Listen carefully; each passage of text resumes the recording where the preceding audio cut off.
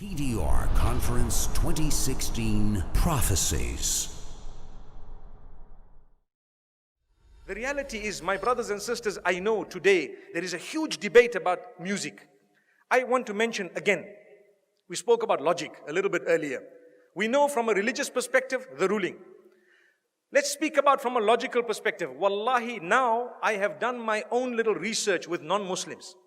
And I have asked religious non-Muslims, I'm talking of Christians and Jews and Hindus, etc., naming top pop stars from the music industry. Would you allow your children to listen to this person? Never. Would you allow them this? Never. Would you allow them that? Never. Why? It's dirty, it's immoral, it's filthy, it's degrading, and it's unacceptable. Not in my home. But you're a Christian, I know, not allowed. But you're a Jew, not allowed in my home. But you're a Hindu, never, not with my children. Why? Because the industry is dirty, that's what it is. So people argue, no, there is maybe perhaps, I do agree. Perhaps the duf is permissible within certain limits, Perhaps if you are singing an Islamic song with beautiful meanings, perhaps within limits, there is a certain permissibility. But here I'm speaking of the musical instruments and the music industry, whereby people start shaking. I don't even know what. It comes naturally. They say it's natural. It's not natural. It's shaitan's way of controlling you. You listen to the beat continues. You start tapping your finger, you start moving your head. A little while later, you start moving the top of your body, and a little while later, you start moving the bottom of it. May Allah subhanahu wa ta'ala forgive us. And the words have become so dirty, my brothers and sisters, that it is a sign of the hour. And people say, nothing wrong. My brother, you have a beard that reaches the ground and you're still bopping. Astaghfirullah. May Allah forgive you and forgive all of us. You cannot do that. We need to be careful. I want to teach you something very, very beautiful. Why don't you replace that with the Quran?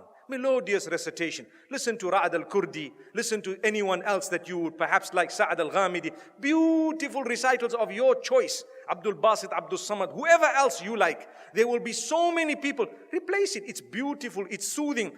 Go onto YouTube and check how the non-Muslims reacted to a survey or a little test, an experiment that was done where they were told to listen to this Quran without knowing it's the Quran and comment about it. Wallahi, now in Europe, the test was done recently and a lot of them say, it's so calm, it's so cool, it's so soothing. I feel spiritual. Go and listen to the answers. It's there live for everyone to see.